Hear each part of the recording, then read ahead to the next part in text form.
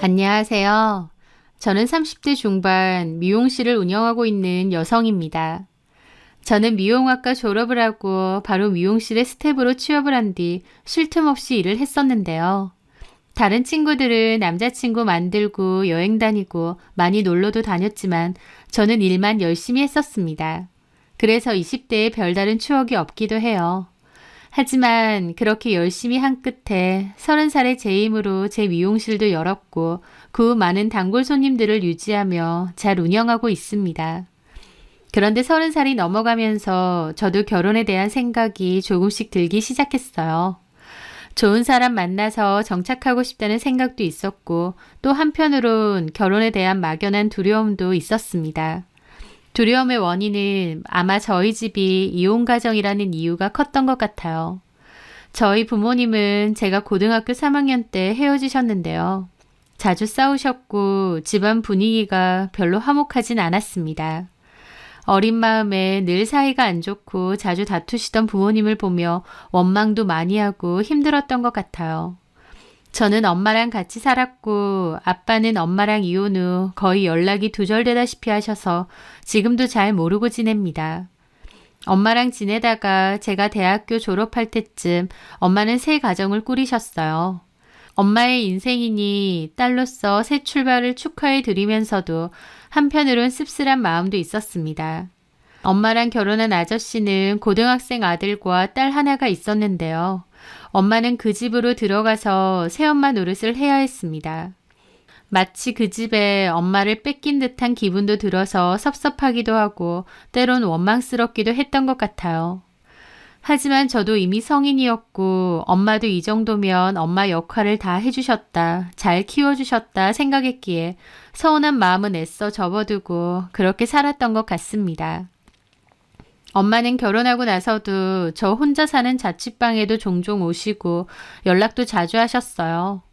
표면적으로는 엄마랑 잘 지냈지만 마음으로는 늘 혼자라는 생각이 있었습니다. 그래서 더욱더 일하는 데에 열중을 했던 것 같기도 해요. 행복하고 단란한 가정에 대한 소망도 있으면서 또 한편으론 불안감도 있는 상태였죠. 30살쯤 너무 일만 하니까 건강도 많이 안 좋아지는 것 같아서 배드민턴 동호회에 가입을 하게 되었습니다. 새로운 사람도 만나고 운동도 하니 훨씬 기분도 몸도 산뜻해지고 좋더라고요. 운동을 끝내고 나면 리프레시 되는 느낌이라고나 할까요? 그렇게 동호회를 종종 나가다가 그 남자를 만나게 되었습니다. 저랑 동네가 가까워서 오며 가며 저를 잘 태워다 주었고 그러면서 더욱 친하게 되었어요. 저희 미용실 와서 머리도 자르고 개인적인 연락도 주고 받으면서 더욱 가까워지다가 연인으로 발전하게 되었습니다. 연인 사이가 된 지 6개월 정도 됐을 무렵 그 남자가 결혼하자고 하더라고요. 그 전에 지인으로서 알고 지낸 기간이 있긴 하지만 사귄 기간으로만 치면 6개월 정도밖에 되지 않았기에 제 주변에서 너무 섣부른 결정 아니냐는 말도 많았어요. 하지만 짧은 연애였음에도 이 사람이 내 사람인 것 같다는 확신이 들었습니다. 그 사람이 너무 결혼을 서둘러서 저도 덩달아 마음이 급해졌던 것도 있고요. 그렇게 결혼을 결심하고 남친의 집에 인사를 하러 가게 되었습니다. 떨리고 어색하기도 했지만 나름 화기애애한 분위기였어요. 남친의 부모님은 저를 환영해 주셨어요. 나는 언제 자식들 결혼시키나 했는데 이렇게 하루아침에 우리 아들, 딸을 다 시집장가 보내게 생겼어. 너무 바쁘지 뭐야? 하면서 웃으시더라고요. 남친에게는 여동생이 한 명 있는데 그 여동생도 혼담이 오간다고 했거든요. 저희가 먼저 결혼을 하고 그 뒤에 여동생이 결혼을 하기로 계획을 잡았다고 했습니다. 어머님, 아버님과 이런저런 대화를 나누는데 어머님이 그러시더군요. 참, 찬우한테 얘기 들었는데 아버님은 그럼 결혼식에 참석 안 하시는 건가? 그 말에 저는 좀 어색하게 대답했습니다. 네. 아버님이라면 연락을 아예 안 하는 거야? 네. 어머님은 재혼하셨다고 그랬던 것 같은데. 예, 맞습니다. 그러면 뭐 결혼식에는 어머님이랑 지금 새아빠분하고 참석하실 건가? 아니요. 저희 엄마만 참석하실 거예요. 상견례도 그렇게 하고? 네. 저는 아무래도 부모님 얘기가 나오니 조금은 위축될 수밖에 없었습니다. 일반적인 상황은 아니었으니까요. 그리고 엄마가 재혼을 하시긴 했지만 엄마의 남편분을 제 새아빠라고 생각한 적은 단 한 번도 없기 때문에 굳이 제 결혼식에 부를 생각도 없었습니다. 한두 번 식사한 적은 있지만 친하지도 않고 왕래도 아예 없었거든요. 저는 혹시 저희 부모님이 이혼을 하셨고 엄마가 재혼을 하신 것 때문에 남친 부모님이 저를 좀 안 좋게 보시진 않을까 염려도 되더라고요. 하지만 어머님은 오히려 먼저 저에게 잘 얘기해 주셨어요. 혹시 내가 이런 거 묻는 게 불편하지는 않지? 결혼식 진행하는데 꼭 필요한 거니까. 그럼요. 나는 뭐 부모님 이혼했다고 서정이한테 색안경 끼고 그렇게 안 해. 요즘 세 쌍 중에 한 쌍은 이혼한다는 말도 있을 정도로 이혼이 얼마나 흔해. 서정이네 부모님도 다 사정이 있으셨을 거고. 그러니까 그런 걸로 행여나 너무 위축되거나 걱정하지는 않았으면 좋겠어. 나나 우리 찬우 아버지나 그런 속 좁은 사람 아니고. 감사합니다. 그렇게 말해주셔서. 당연한 거지. 서정이 잘못도 아니고 부모님들 결정인데 우리는 그렇게 꽉 막힌 사람들 아니라니까. 어머님의 말씀을 들으니 감사하더라고요. 저를 배려해 주신다는 기분도 들었고요. 저는 그간 일해서 모은 돈으로 제 가게를 여는 데 썼었고요. 나머지 돈과 버는 돈은 족족 청약이 되어 있는 아파트에 붓고 있었습니다. 대출을 최대한 적게 해서 들어가고 싶었거든요. 그래서 사실 결혼자금으로 당장 유용할 돈이 그렇게 크지는 않았어요.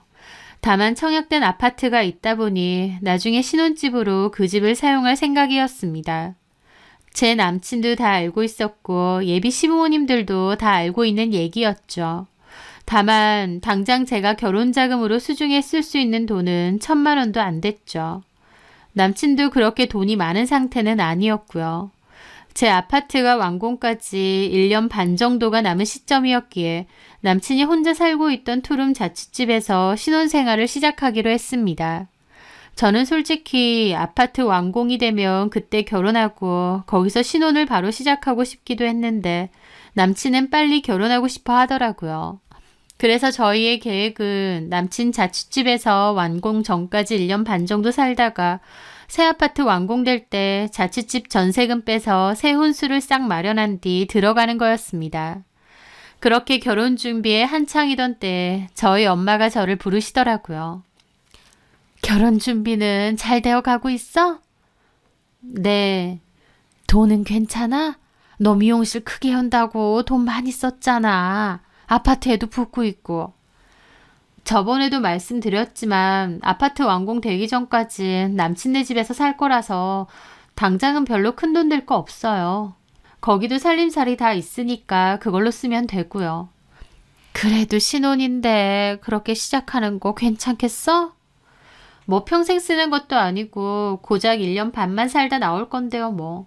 지금 어중간하게 가재두고 사는 것도 좀 아닌 것 같고 나중에 새 아파트 들어갈 때 싹 장만하려고요. 그건 그렇지. 하면서 엄마는 통장 하나를 내미셨습니다. 저기 서정아 이거. 저는 어리둥절해하며 물었습니다. 이게 뭐예요? 열어봐. 네 거야. 그 통장을 열어보니 5천만 원이 들어있는 겁니다. 저는 좀 놀라서 엄마를 쳐다봤죠. 엄마. 네 결혼 선물로 주는 거야. 비밀번호는 네 생일이고. 저는 깜짝 놀라서 엄마에게 통장을 돌려드렸습니다. 엄마가 언제 이렇게 큰 돈을 따로 모으셨나 싶어서 놀랐어요. 한 재단에서 사무직 일을 하시기는 하지만 월급이 그렇게 많지도 않으시고 또 새 가정도 있으시잖아요. 그런데 저한테 따로 주려고 이렇게 큰 돈을 모으셨다고 해서 놀랐죠. 됐어요, 엄마. 엄마도 그렇게 여유 있지 않을 텐데 엄마 쓰세요. 너 엄마 무시해? 엄마도 여유 있어. 너네 새아빠, 아니 아저씨가 돈 잘 벌어서 생활비도 많이 줘. 그래도 됐어요. 이건 엄마 거잖아요. 무슨 소리야. 애초에 우리 딸 주려고 모아둔 거야. 원래는 너 아파트 잔금 치를 때 보태라고 주려고 했거든. 더 모아서. 근데 너 결혼한다고 하니 그냥 주려고. 엄마, 나 진짜 됐어요. 내 가게도 있고 내가 알아서 버는데요, 뭐. 엄마 생각하면 받아줘. 엄마가 너한테 항상 미안한 거 알지? 어쩔 때는 내 행복 찾으려고 자식인 널 나 몰라라 한 것 같아서 너한테 눈물 나게 미안할 때도 많아. 엄마는 그 말을 하며 눈시울이 붉어지더라고요. 엄마, 그런 생각 마세요. 여튼 네 거니까 받아둬. 엄마가 돼서 너한테 상처만 줬는데 이거라도 네가 받아. 그리고 나중에 아파트 잔금 치를 때 보태던지 네가 필요할 때 욕이 나겠어. 알았지? 그 통장을 보는데 참 여러 마음이 교차하더라고요. 엄마 월급 뻔히 아는데 이 큰 돈을 저를 위해 모아주셨다고 생각하니 감사하기도 하면서 뭉클하기도 하고, 그래도 엄마가 나를 늘 생각했구나, 새삼 그런 생각이 드니 마음이 든든해지기도 했습니다. 따로 살아도 엄마가 나를 늘 생각하고 위해주고 있었구나, 새삼 느껴지기도 해서 서운했던 마음도 싹 가시더라고요. 저는 남친에게도 이 이야기를 전했고 남친도 어머님께 너무 감사하다고 하더라고요. 저는 이 돈을 잘 들고 있다가 아파트 잔금 치를 때 보태야겠다고 생각을 했었습니다. 그런데 갑자기 없던 돈이 번쩍하고 생겨서일까요? 아니면 숨겨두었던 시부모님의 본 마음이 드러난 걸까요? 결혼식을 올린 뒤 2주 정도 지났을 무렵이었습니다. 신혼여행을 갔다 온 저는 다시 미용실 일을 열심히 하고 있는데 어머님으로부터 전화가 왔어요. 저희 미용실 근처인데 점심 같이 먹자고 하시더군요. 그렇게 가게에서 기다리는데 어머님과 신우까지 같이 들어오는 겁니다. 저는 같이 일하는 직원에게 얘기를 하고 어머님과 신우와 식사를 하러 갔죠. 찬우한테 들어보니 어머님이 결혼자금에 보태 쓰라고 5천만 원 주셨다며? 저는 어머님의 말씀에 약간 당황했습니다. 남편에게 말한 건 맞지만 그걸 어머님, 아버님에게도 말할 줄은 몰랐거든요. 얘기해도 상관은 없겠지만 그래도 어머님 입에서 그 얘기가 나오니 좀 당혹스럽긴 하더라고요. 아, 예. 어머님이 서정이한테 꽤 미안하셨나 보다. 딸 자식 놔두고 혼자서 새 출발한다는 게 쉬운 건 아니잖아. 자식 놔두고 내 행복 찾아서 재혼한다는 게 보통 독한 마음도 아니고 그게 어머님 마음에도 내심 걸리셨나 보다. 라고 하시더라고요. 저는 어머님 말씀이 묘하게 기분이 좀 그랬습니다. 저도 엄마가 새가정 꾸리신 게 문내 섭섭한 적도 있었지만 그래도 엄마 인생이니 응원해 드렸거든요. 그런데 어머님은 자식 놔두고 새 출발한 저희 엄마를 묘하게 까내리시듯 말하시는 겁니다. 저는 뭐라 대꾸하기도 그래서 그냥 어색하게 밥만 먹고 있었죠. 그래서 그 돈은 잘 들고 있어? 네. 어디다 쓸 건데? 청약된 아파트 잔금으로 쓸까 싶기도 해요. 지금 중도금 분할로 잘 내고 있다며? 네. 서정이 버는 걸로 꼬박꼬박 잘 갚는다고 들었는데 그렇지? 네, 열심히 붓고 있어요. 내후년에 입주해야 되니까요. 잘하고 있네. 야무지다. 그 아파트는 나중에 우리 찬우랑 공동명의 할 거지? 갑자기 공동명의 얘기를 하시더라고요. 네? 공동명의 우리 찬우랑. 저는 그 말에 뭐라고 대답해야 될지 모르겠더라고요. 솔직히 아파트만큼은 순수하게 제가 내고 있는데 명의는 공동명의로 하라고 하시니 기분이 좀 그랬습니다. 사실상 결혼한다고 해서 남편도 돈을 낸 게 거의 없는 실정이었어요. 그냥 남편 원래 살던 자취방에 제가 들어가서 사는 것뿐이니까요. 시댁에서도 별다른 도움 준 거 없고요. 그런데 새 아파트 명의는 공동명의 얘기를 하시니까 좀 황당하기도 했습니다. 제가 대답을 제대로 하지 못하고 어정쩡하게 있으니 어머님 표정이 안 좋으셨죠. 싫어? 공동명의 하는 거? 찬우 씨랑 잘 얘기해 볼게요. 얘기할 게 뭐 있어? 부부인데 공동명의 하는 거지. 그냥 부부 공동의 재산이다. 그렇게 하는 것 뿐이잖아. 왜 싫어하는 거야? 지금 결혼한 지 2주밖에 안 됐는데 벌써 이혼하고 재산 나눌 생각부터 하는 건 아니지? 하면서 웃으시는 겁니다. 옆에 신우도 웃고요. 아, 엄마는 별소리를 다 하셔. 아니, 공동명의 하라고 하니까 서정이가 망설여 하잖아. 서정아, 이혼을 염두에 두고 네 거 내 거 구분하면서 결혼 생활하는 거 아니다. 내 인생에 이혼은 없다. 이렇게 다짐하고 살아야 돼. 안 그러면 조금만 서운하고 힘들어도 그냥 확 이혼해버릴까? 이렇게 된다고. 서정이는 특히나 부모님이 이혼을 하셨기 때문에 남들보다 더 쉽게 그런 생각이 들 수도 있어. 괜히 보고 배운 게 무섭다는 얘기가 있는 게 아니거든. 그러니까 오히려 서정이 같은 경우엔 내 인생에 이혼은 없다라고 결심을 확고히 해야 된다고. 이 엄마 말 무슨 말인지 알지?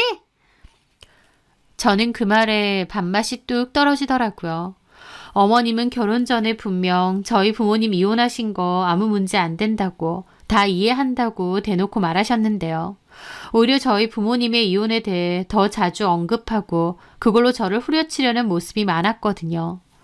저도 알 거 다 알고 눈치 빠삭하게 서비스직에서 일하는 사람인데 어머님이 묘하게 저 이해해주는 척하면서 사실은 까내리고 무안주려는 거 모를 리가 없었습니다. 저는 속으로 어머님은 우리 부모님이 이혼한 걸 굉장히 큰 약점으로 아시는구나 라는 생각이 들더라고요. 저는 기분이 상해서 별다른 대꾸 없이 반찬만 끄적이고 있다가 화제를 바꿨습니다. 참, 아가씨는 결혼 준비 잘 돼가고 있어요? 네, 근데 준비할 게 참 많네요. 예단도 준비해야 되고. 저희 시부모님은 필요 없다고 하시는데 그래도 워낙 격조 있는 집이라서 그에 걸맞게 준비할 건 해야 될 것 같아요. 그렇구나. 예비 시어머니가 교수시라고. 평생교육원 교수세요. 아버님은 고등학교 교감 선생님이시고요. 저희 남편은 아시죠? S전자. 하면서 자랑스러워 하더라고요. 신우는 발레 전공을 했습니다. 저희 예비시댁 형편이 그다지 좋은 곳은 아니에요. 시아버지는 한때는 대기업에 다니셨다고 하는데 퇴사한 지 오래고 그때는 소규모 사업장 운영하신다고 했거든요. 남편 말로는 매출이 굉장히 적어서 근근히 운영이 된다고 했습니다. 형편이 그렇게 여유로운 편은 아닌데도 신우가 발레 전공을 하는 바람에 신우에게 돈이 상당히 많이 들어갔다고 하더라고요. 남편도 일한 지는 10년이 넘었는데 모아둔 돈이 많지 않았던 이유가 자기 집 생활비로 돈을 많이 써서 그렇다고 했습니다. 하지만 많은 돈을 써서 신우 발레 뒷바라지를 해주었지만 정작 신우는 그냥 시집 잘 가려고 발레를 계속하는 거지 발레로 성공하거나 잘 되려고 하는 마음은 크지 않다고 했습니다. 그래서 대학 졸업 후 교수 추천으로 아카데미에 겨우 취업을 했었는데 그마저도 시집 간다고 최근에 그만뒀다고 하더라고요. 힘들게 들어간 일자리인데도 시집이 먼저라며 덜컥 그만둔 거죠. 저 같으면 좀 더 일하면서 결혼 자금이라도 더 모아보려고 할 텐데 신우는 덜컥 일부터 그만둔 거였습니다. 하지만 신우가 그렇게 취업 자리까지 저버릴 정도로 예비 신랑이 괜찮다고 하더라고요. 남자가 사람 괜찮고 직업 좋고 또 예비 시부모님도 너무 괜찮다며 신우의 어깨뽕이 엄청 차 있었죠. 저희 시부모님 역시 신우의 예비 사돈댁이 교육자 집안이고 돈도 많다면서 몹시 흡족해 하셨어요. 신우를 그 집에 꼭 시집 보내겠다는 의지가 가득하셨죠. 그런데 어머님이 불쑥 저한테 그러시더라고요. 저기 서정아. 네? 실은 내가 너한테 할 얘기가 좀 있는데. 말씀하세요. 너 어머님이 주셨다는 5천만 원 말이다. 그거 나 좀 빌려줄래? 저는 갑작스런 어머님의 말에 좀 놀랐습니다. 네? 찬미 결혼 자금으로 좀 보태려고. 찬미네 시부모님이 신혼집으로 아파트 해주시는 거 알지? 그래서 혼수는 우리가 준비해야 되는데 돈이 좀 모자르네. 근데 마침 네가 어머님한테 5천만 원 받았다고 하니까 딱 잘 됐지 뭐야. 나중에 다 돌려줄 테니까 그 돈 우리한테 좀 빌려다오. 뭐 가족끼리 그냥 주면 더 좋고. 하면서 웃으시는 겁니다. 저 너무 어이가 없어서 벙쪘습니다. 저희 엄마가 저 주려고 알뜰살뜰 모으신 5천만 원을 그냥 달라고 하시니까요. 어머님과 신우가 눈 초롱초롱 빛내면서 무슨 맡긴 돈 달라는 식으로 말을 하는데 어처구니가 없었죠. 그래요, 언니. 나중에 제가 돌려드릴게요. 저는 그 말에 황당해서 되물었습니다. 어떻게 돌려주실 건데요? 네? 아가씨 지금 일 그만뒀고 결혼해도 일 안 할 거잖아요. 근데 어떻게 돈을 돌려주신다는 거예요? 그 말에 어머님 표정이 확 안 좋아지더라고요. 말이 빌려달라는 거지 그냥 저한테 달라고 하는 거나 다름없다는 거 저도 잘 알고 한 소리였습니다. 갚을 생각도 없는데 제가 어떻게 갚을 거냐고 하니 도리어 표정이 엄청 안 좋아지더라고요. 그 말에 어머님은 황당하다는 얼굴로 저를 빤히 보시더니 그러는 겁니다. 내가 갚을게. 그럼 되잖아. 어머님이 어떡해요? 뭐 따로 돈 들어올 만한 곳도 없으시잖아요. 저도 그냥 돌직구로 말을 했고 어머님 표정이 정말 말도 안 되게 굳어지시더라고요. 그래서 못 빌려주겠다 그 말이니? 네, 저도 써야 될 돈이라서요. 서정아, 내가 네 시어머니라는 사실을 잊은 건 아니지? 그럼요. 근데 시어머니 부탁을 이런 식으로 거절한다고? 이렇게 버르장머리 없이? 어머님은 애써 억지로 웃으면서 말하시는데 화를 누르는 것처럼 입 옆이 파르르 떨리더라고요. 그 모습이 좀 무섭기도 하고 어이없기도 했습니다. 무슨 협박하는 것도 아니고요. 아닌 건 아니라고 생각해서요. 엄마가 주신 돈 저 위해서 한 푼 두 푼 힘들게 모으신 돈이에요. 저는 이거 저한테 꼭 필요한 걸로 쓰던지 아니면 엄마를 다시 돌려드릴 생각도 있어요. 아니 기껏 받아놓고 그걸 왜 돌려줘? 엄마가 힘들게 모으신 돈이니까 엄마 필요한데 쓰시라고 하고 싶어서요. 너네 엄마가 아니 사돈이 딸한테 결혼자금 쓰라고 주신 돈인데 그걸 다시 돌려드린다는 게 무슨 경우야? 내 보기엔 사돈이 딸 놔두고 새 가정 꾸린 게 미안해서 돈으로라도 보상하고 싶어서 그런 것 같은데. 그 말에 저도 기분이 너무 나빠서 대놓고 말했습니다. 어머님, 근데 전부터도 그렇고 오늘도 그렇고 저희 엄마 재혼하신 걸 여러 번 얘기하시는데 정작 딸인 저는 괜찮거든요. 저 성인일 때 재혼하신 거고 저한테도 충분히 얘기하신 뒤에 결정하신 거예요. 그리고 엄마도 엄마 인생 있는 거고 재혼하셨다고 저 나 몰라라 하신 것도 아니고요. 저희 엄마가 재혼했다는 이유로 저한테 굳이 미안하실 필요는 없다고 생각합니다. 그럼에도 저 위해서 돈 모아주신 건데 제가 오히려 엄마한테 미안해서 이 돈을 쓸 수 있을까 생각하거든요. 제 뜻이 그러니까 어머님도 이해해 주셨으면 합니다.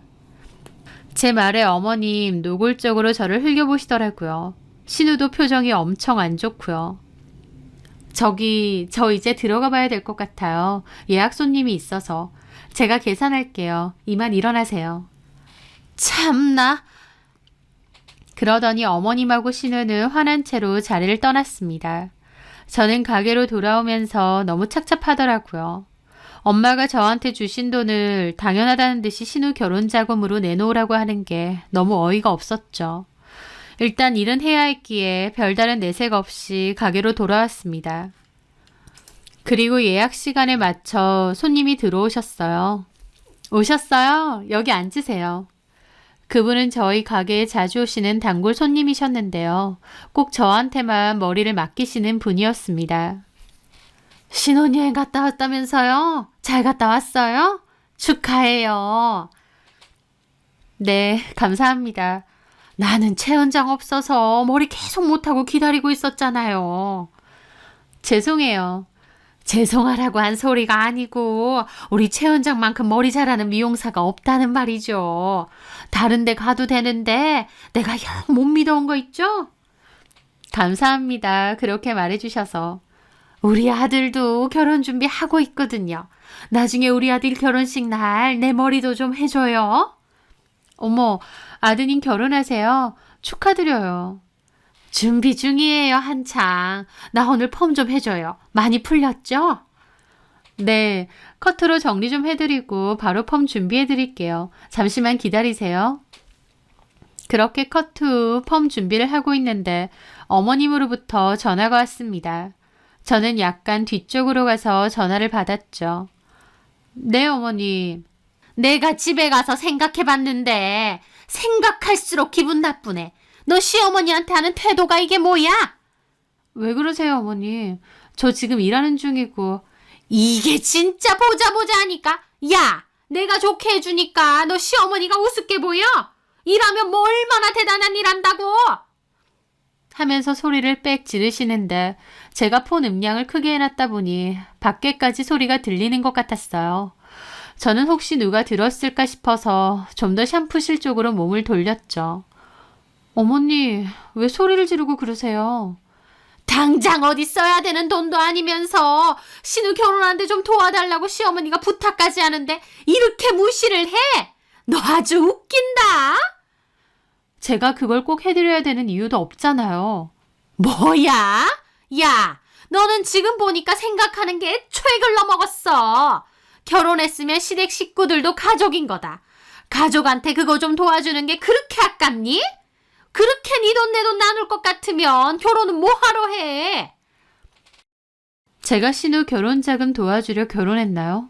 이런 상황에 가족 들먹이며 화를 내시는 게 어이가 없었죠.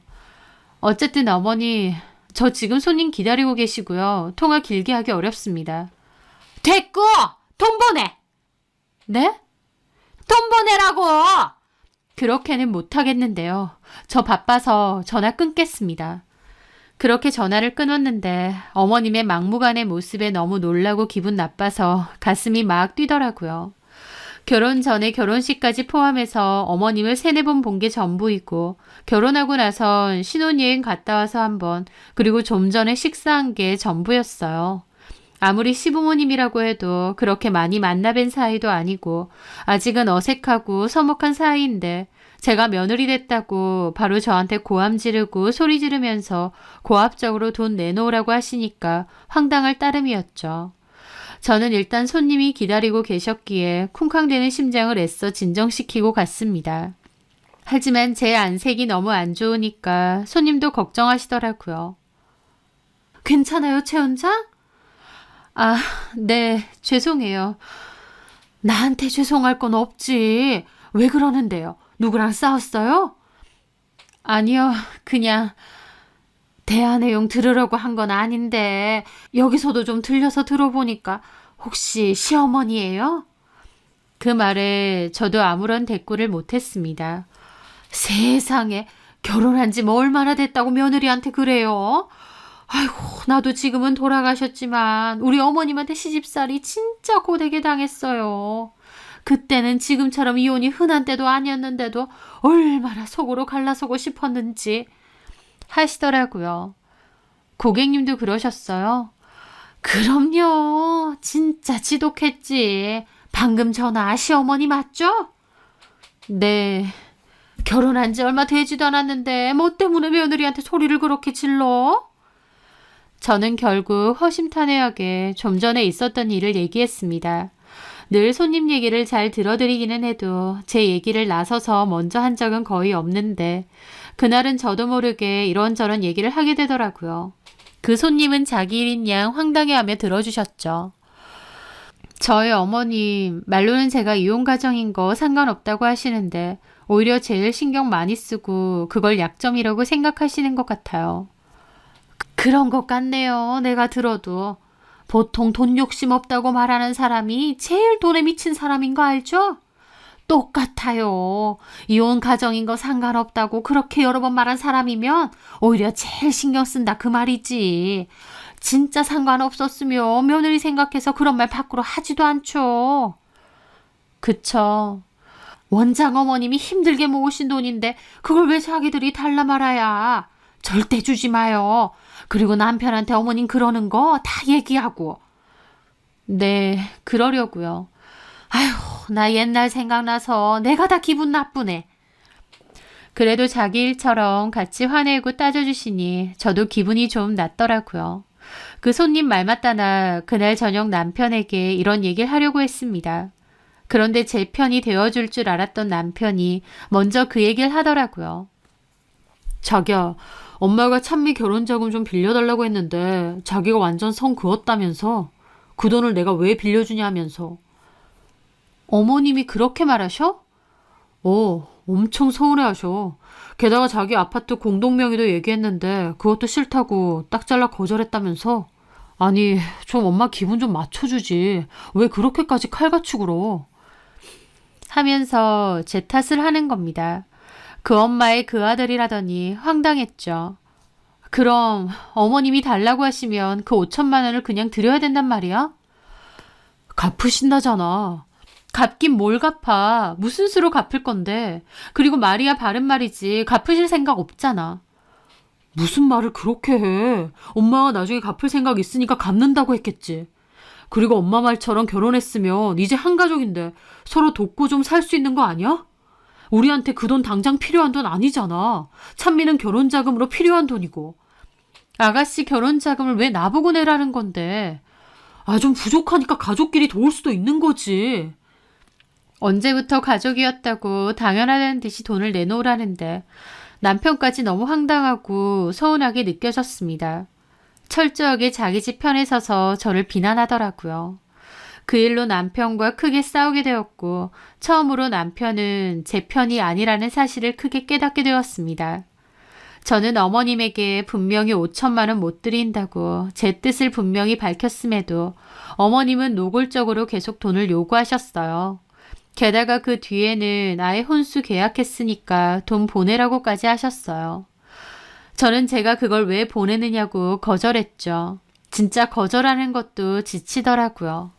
그런데 어머님뿐만 아니라 남편까지도 합세해서 돈을 요구했습니다.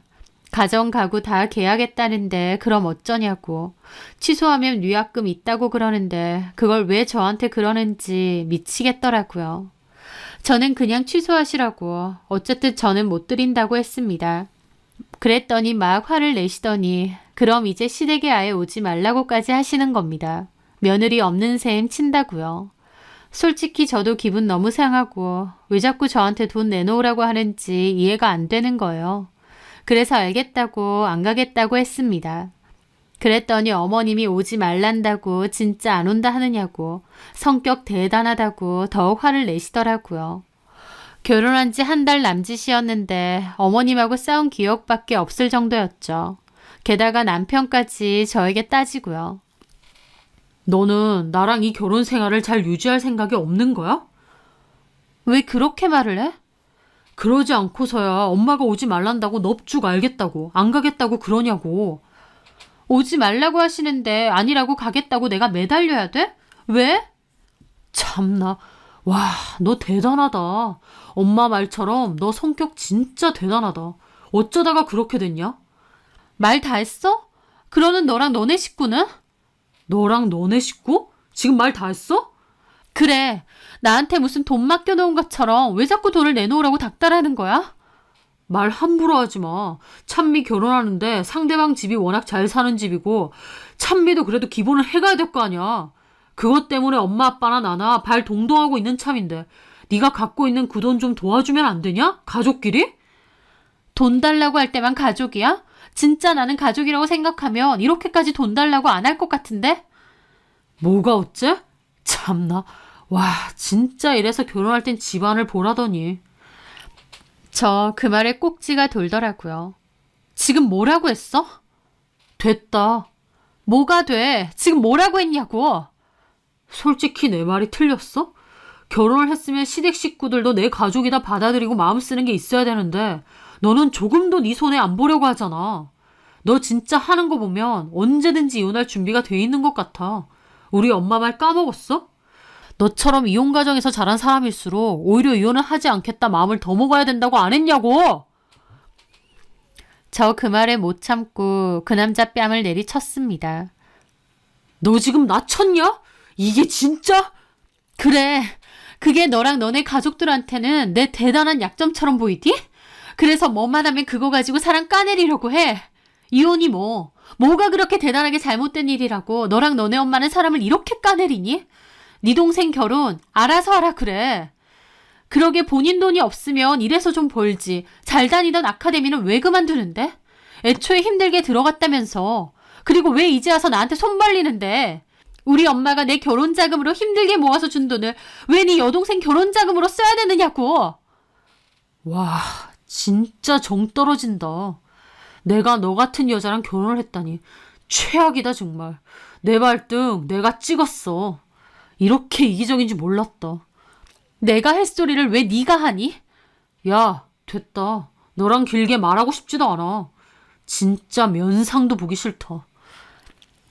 그러면서 남편은 혼자 열을 내며 자리를 떠나버리더라고요. 저 역시 남편이 저런 줄 몰랐기 때문에 너무 기가 막혔습니다. 그 짧은 기간 동안에도 너무 질려버렸기 때문에 이런 결혼 생활을 유지하는 건 의미가 없고 그냥 이혼하는 게 현명하다는 생각밖에 안 들었어요. 저런 밑바닥까지 다 봤는데 계속 산다는 게 무슨 의미일까 싶었거든요. 결혼한 지 한 달밖에 안 됐는데 남편과 저는 갈등이 몹시 심했고 저는 결혼 생활에 빠르게 학을 뗐습니다. 차라리 갈라서자, 내 짐 챙겨서 그냥 나오자 그렇게 마음 정리를 하고 있을 때였습니다. 그러던 와중 미용실에 나와서 일을 할 때였어요. 어머님이 또 전화가 왔길래 그냥 안 받고 차단까지 해버렸습니다. 무슨 빚쟁이도 아니고 지긋지긋 하더라고요. 그냥 내 짐 챙겨서 집 나오자, 갈라서자고 하자 결심을 했었죠. 그렇게 손님 머리를 하고 나서 스텝에게 머리를 좀 감겨달라고 했을 때였습니다. 스텝과 손님이 샴푸실로 들어감과 동시에 어머님이 저희 미용실까지 쳐들어오셨어요. 저는 너무 놀랐죠. 여긴 어쩐 일이세요? 너 내 전화 왜 안 받니? 진짜 질리더라고요. 제가 전화를 안 받으니 미용실까지 쳐들어온 거예요. 저는 진짜 기함할 것 같은 기분이었습니다. 일단 나가서 얘기하세요. 여기 손님들도 있으니. 그게 뭔 상관인데. 너 왜 내 전화 안 받느냐고. 너는 시어머니가 우습게 보여? 가게에 있는 직원과 손님들도 놀라서 쳐다보고 저는 부끄러워서 쥐구멍이라도 숨고 싶을 지경이었습니다. 저 어머님 아들하고 그냥 갈라설 겁니다. 사람을 무슨 피말리게 잡아대는데 도저히 못 참겠어요. 결혼한 지 얼마나 됐다고 이혼? 이혼 가정에서 자라서 그런지 이혼 진짜 쉽게 생각하네. 그 말에 제가 그랬죠. 네, 맞아요. 이런 최악의 시댁이랑 얽혀있을 바에야 차라리 쉽게 이혼할 거예요. 그리고 저희 부모님 이혼한 걸로 트집 잡으시는데 어머님 아들도 조만간 이혼남 딱지 달겠네요. 뭐가 어째? 하더니 갑자기 옆에 미용기구 담겨있던 트롤리를 밀쳐버리시는 겁니다. 그 바람에 그 안에 있던 드라이기, 고데기, 그 외에 미용 도구들이 바닥으로 와르르 쏟아졌고 손님들도 놀라셨죠. 지금 뭐 하시는 거예요? 너 이런 식으로 나오려고 내 아들이랑 결혼했니? 세상에, 이래서 집안을 제대로 봤어야 되는데 보고 배운 게 그 모양이니? 뭐라고요? 말 다 하셨어요? 집안도 엉망진창이고 볼 것도 없는 거 야물딱지게 돈을 잘 모는 줄 알고 결혼시켰더니 완전 지밖에 모르고 이혼! 참나! 그래 이혼해라! 그 엄마의 그 딸이라더니. 저도 너무 화가 나서 못 참을 것 같았는데 그 순간이었습니다. 찬미 어머님 아니세요? 그 목소리에 어머님과 제가 고개를 돌렸어요. 샴푸실에서 머리를 감고 나오시던 손님이 황당한 얼굴로 저희 어머님을 보고 계시더군요. 한 10초 정도 정적이 흘렀습니다. 어머님도 처음엔 손님이 수건으로 머리를 말고 있으니 못 알아 보였는지 어리둥절해 하셨어요. 그러다가 누군지 알아보고는 눈이 휘둥그레지는 겁니다. 어머나! 사부인! 사부인? 저는 놀라서 손님을 다시 바라봤습니다. 저희 미용실 단골이신 그 손님 보고 어머님이 사부인이라고 하셨으니까요. 그 말인 즉슨 저희 신우의 예비 시어머니셨던 겁니다. 저도 너무 놀라 입이 뜨악했죠. 손님은 황당한 얼굴로 어머님과 바닥에 나뒹구는 미용 도구들을 번갈아 보시더라고요. 어머님은 얼굴이 새파랗게 질려서 쩔쩔매셨죠. 사부인이 여긴 어쩔 일로... 손님은 황당한 얼굴로 어머님을 빤히 보시더니 저한테 그러시는 겁니다. 최 원장, 혹시 시어머니가 이분이세요? 아, 네. 어머님은 갑자기 어색하게 웃으며 그러시는 겁니다. 아유, 사부인이 우리 며느리 미용실 손님이셨구나. 아이고, 난 몰랐네. 세상이 이렇게 좁아요. 그러게요. 근데 며느리 가게 와서 이렇게 소리 지르시고 난장판을 만드시네요. 아니, 그게 아니고요. 저희 며느리가 좀 버르장머리 없이 군 게 있어서 그거 얘기하다가 저도 모르게 좀 흥분을 했는데 어머님은 저한테 하는 거랑은 180도 다르게 쩔쩔매면서 손님에게 사정하시더라고요. 그 모습이 너무 우스웠습니다. 저희 엄마와 저는 무시하면서 상대적으로 집안 좋고 부유한 신혼의 예비사돈에게는 완전 납작이었거든요. 그 모습에 없던 정이 더 떨어지는 것 같았죠. 어머님은 막 변명을 하시지만 이미 손님 입장에선 어머님의 밑바닥까지 다 본 셈이었습니다. 뭐라고 하시든 말든 떨떠름해 하시더라고요. 예, 뭐 저기 사부인 오해는 하지 마시고요. 제가 오해할 게 뭐 있나요? 그냥 최 원장이 고생을 많이 했겠다 싶은 거죠. 아이고, 아닙니다. 그게 아니라요. 우리 며느리가 결혼한 지 얼마 안 돼서 그런지 가족끼리 서로 돕고 그런 걸 이해를 못해서 제가 어른으로서 한마디 한 건데. 아유, 됐습니다. 저한테 뭐하러 변명하세요. 변명을 하든 사과를 하든 할 거면 최 원장한테 하셔야 될 것 같은데 저한테 이런 얘기 하실 필요 없습니다. 아유, 사부인, 그러지 말고 제 얘기 좀 들어보세요. 아직 결혼도 안 했는데 무슨 사부인인가요? 하더니 바닥에 떨어진 미용 도구들을 주워주려고 하시는 겁니다. 저는 손살을 치며 말렸죠. 아니에요, 고객님. 제가 할게요. 좀 도와줄게요. 이거 다 엉망돼서 어떡하나. 아휴.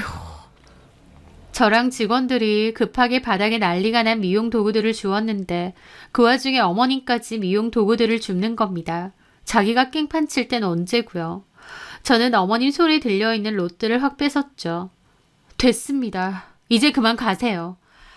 아가, 저기 아까는 내가 좀 흥분해서. 갑자기 왜 이러세요? 아까는 저한테 이렇게 안 하셨잖아요.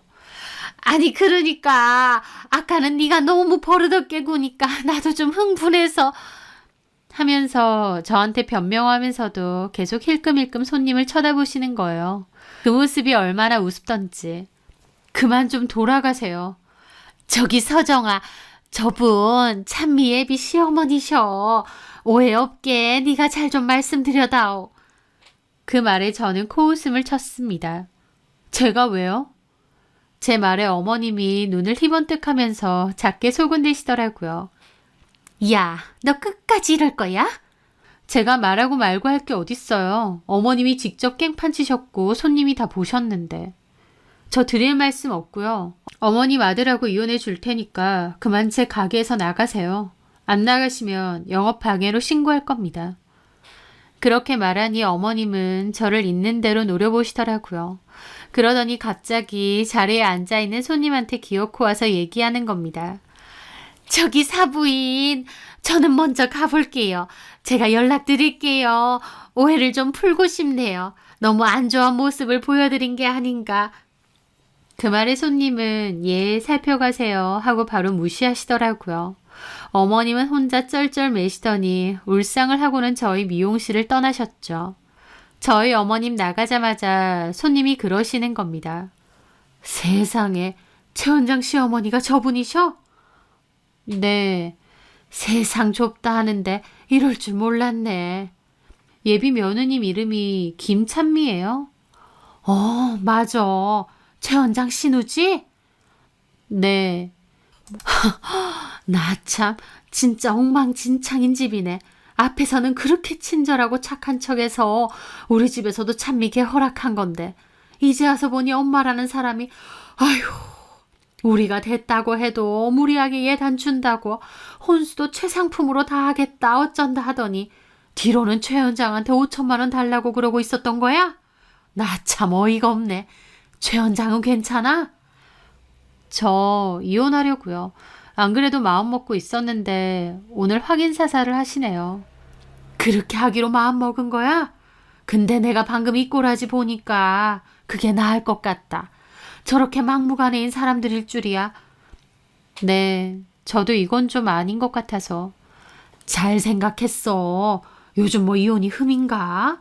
나도 우리 아들 결혼 다시 생각해야겠어. 아니, 다시 생각이 아니라 절대 안 된다고 해야겠어. 그나마 결혼 준비 중에 알았으니 다행이지. 저런 집 딸인 줄도 모르고 결혼시켰으면 어쩔 뻔했어. 아까 나 샴푸실에서 말하는 거 듣는데 너무 놀랐잖아. 누가 저런 소리를 하나 싶어서. 근데 나와서 보니 참미 어머님이신데 참 기가 막혀서. 그 손님은 절대 결혼 안 시킬 거라고 하시더라고요. 저는 속으로 신우 결혼도 물 건너갔구나 싶었습니다. 그날 그 손님을 보내고 저는 좀 일찍 집으로 갔습니다. 제 짐 챙겨서 그냥 나올 작정으로요. 친한 친구 집에서 당분간 지내면서 이혼 준비하고 저 혼자 살 집도 구하겠다 마음 먹었죠. 그렇게 집에서 제 짐 정리하는데 어머님 전화가 온 겁니다. 얘 서정아, 너 지금 어디니? 왜 그러시는데요? 찬민의 사부인이 뭐라고 하셔? 좀 좋게 얘기해주지. 제가 왜요? 저한테 깽판 치셔놓고 예비 사부인 눈치만 보세요? 눈치가 아니라 그래서 아무 말 안 했어? 네, 제가 왜 해야 되는데요? 참, 아가씨 결혼 못 시키겠다고 하시던데요. 뭐가 어째? 아우, 내가 미쳐 정말. 야, 이게 다 너 때문이잖아. 하면서 또 저한테 화를 내시는 겁니다. 저는 더 이상 듣기도 싫더라고요. 적당히 좀 하시죠. 제가 무슨 동네 북이에요? 저도 이제 참을 이유 없거든요. 뭐가 어째? 야, 네가 돈만 똑바로 흘려줬어 봐. 내가 네 가게에서 왜 깽판을 치겠니? 그 손님이랑 친하면 전화해서 해명 좀 해. 저도 그 말에 인내심이 뚝 끊겼죠. 아줌마. 뭐? 아줌마? 나 당신 아들하고 이혼할 거예요. 내가 더 이상 아줌마를 어머님이라고 해야 될 이유가 있어요? 아줌마, 적당히 좀 하세요. 그리고 아까 그 손님이 아줌마 그 꼬라지 다 부셨는데 미쳤다고 사돈 맺겠어요? 제발 정신 좀 차리세요. 야! 아줌마 아들 이혼이고 아줌마 딸은 파혼이고 참 보기 좋으네요. 그리고 오늘 깽판 친 거 CCTV 녹화 다 되어 있거든요. 저 이거 위자료 소송 증거로 다 낼 거니까 위자료나 준비하세요. 이게 정말 너 어디야? 저는 전화 끊었습니다. 그리고 짐 싸서 그 집에서 나왔어요. 저는 남편에게 이혼 통보했고 남편은 누구 맘대로 이혼이냐 난리치길래 그럼 소송하겠다고 했죠. 그랬더니 남편은 저희 가게 찾아와서 따지는 겁니다. 너 때문에 찬미 결혼도 엎어졌어. 그 집에서 결혼 못하겠대. 찬미 결혼한다고 직장까지 관뒀는데 어쩔 거야. 그걸 왜 나한테 따져. 너네 엄마가 우리 가게 와서 깽판 친 거 걸린 것뿐인데. 뭐? 참, 네 동생 결혼 물 건너가서 5천만 원도 필요 없게 됐네. 야, 너 진짜 이렇게 나올 거야? 내가 너네 집 돈줄로 보이디? 우리 엄마가 힘들게 마련해준 돈을 너네 가족은 뭔데 달라 말아요? 웃기지도 않네. 내 가게에서 꺼져. 그리고 한 번만 더 이런 식으로 찾아오면 접금 금지 신고할 거니까 그런 줄 알아. 그렇게 저는 남편과 이혼 소송을 시작했습니다. 어머님이 저희 가게 와서 깽판 치고 통화와 문자로 지속적인 돈 요구하는 것을 이혼 사유로 주장했죠. 혼인기간이 몹시 짧긴 하지만 중대한 유책 사유로 받아들여져서 적은 금액이긴 하지만 위자료까지 받아낼 수 있었습니다. 아들 이혼에 딸도 파혼당하고 위자료까지 물어내야 될 판이 된 거죠. 저는 당분간 친구 집에서 지내다가 작은 방 구해서 나와서 지냈어요. 그 후 이혼 소송 끝난 후 새 아파트 저 혼자서 입주해서 살고 있습니다. 엄마가 주신 돈도 잘 보태서 썼어요. 제 집 마련하고 난 뒤 엄마도 종종 초대해서 식사도 하고 한 번씩 주무시고 가실 때도 있습니다. 엄마는 괜히 내가 결혼 전에 돈 준 것 때문에 네가 이혼한 거 아니냐는 소리도 하셨는데 저는 오히려 엄마가 돈을 줬기 때문에 그런 인간들의 속내를 알아채고 빨리 정리할 수 있었다고 말했습니다. 밑바닥이 뻔한 인간들인데 더 두고 볼 게 뭐 있겠나요? 오히려 그 5천만 원을 계기로 빨리 눈치채고 끊어낸 게 다행이겠죠. 그 손님은 여전히 저희 가게에 자주 오세요. 그리고 그 아들도 선봐서 다른 여자랑 잘 만난다며 결혼 이야기도 오간다고 근황을 알려주시더라고요. 참고로 전 신우는 그때 결혼한다고 발레 아카데미 그만두고 나서는 취업도 잘 안 돼서 집에서 놀고 있다고 하더라고요. 결혼할 거라고 힘들게 구한 직장 그만두고 신나하다가 완전 낙동강 오리알 된 거죠 뭐. 어쩌겠나요. 지네 엄마 뒤에 숨어서 거저 결혼하려다가 망한 것을요. 저도 외로움이나 불안함 때문에 적당한 사람 만나서 재혼해야겠다라는 생각은 안 하려고요. 그저 제 일 열심히 하고 제 하루하루를 충실하게 여기며 살아가려고 합니다.